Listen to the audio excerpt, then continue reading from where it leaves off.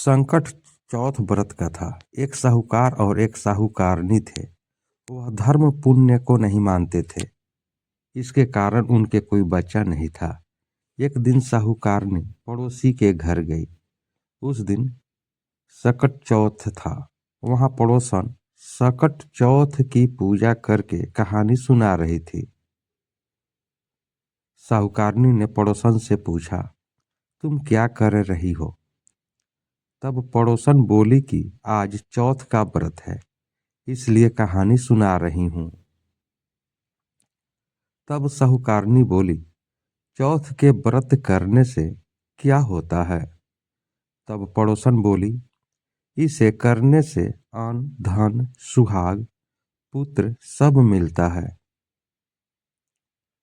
तब साहूकारनी ने कहा, यदि मेरा गर्भ रह जाए तो मैं 1.25 सेर तिलकट करूंगी और चौथ का व्रत करूंगी। श्री गणेश भगवान की कृपा से साहूकारनी के गर्भ रह गया तो वह बोली कि मेरे लड़का हो जाए तो मैं 2.5 सेर तिलकुट करूंगी। कुछ दिन बाद उसके लड़का हो गया तो वह बोली कि हे चौथ भगवान, मेरे बेटे का विवाह हो जाएगा तो 5.25 सेर का तिलकुट करूंगी। कुछ वर्षों बाद उसके बेटे का विवाह तय हो गया और उसका बेटा विवाह करने चला गया, लेकिन उस साहूकारनी ने तिलकुट नहीं किया।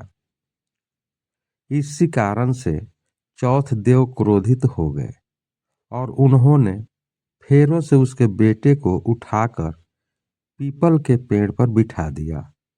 सभी वर को खोजने लगे पर वो नहीं मिला। हताश होकर सारे लोग अपने अपने घर को लौट गए। इधर जिस लड़की से साहूकारनी के लड़के का विवाह होने वाला था, वह अपनी सहेलियों के साथ गणगौर पूजने के लिए जंगल में दूब लेने गई।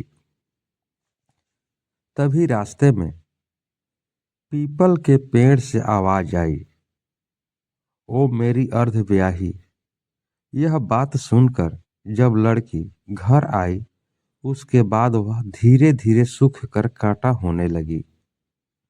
एक दिन लड़की की माँ ने कहा, मैं तुम्हें अच्छा खिलाती हूँ, अच्छा पहनाती हूँ, फिर भी तू सूखती जा रही है, ऐसा क्यों?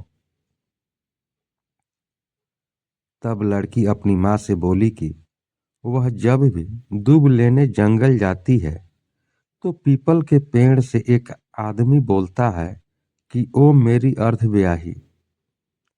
उसने मेहंदी लगा रखी है और सेहरा भी बांध रखा है। तब उसकी माँ ने पीपल के पेड़ के पास जाकर देखा, यह तो उसका जमाई ही है। तब उसकी माँ ने जमाई से कहा, यहाँ क्यों बैठे हैं? मेरी बेटी तो अर्धव्याही कर दी और अब क्या लोगे?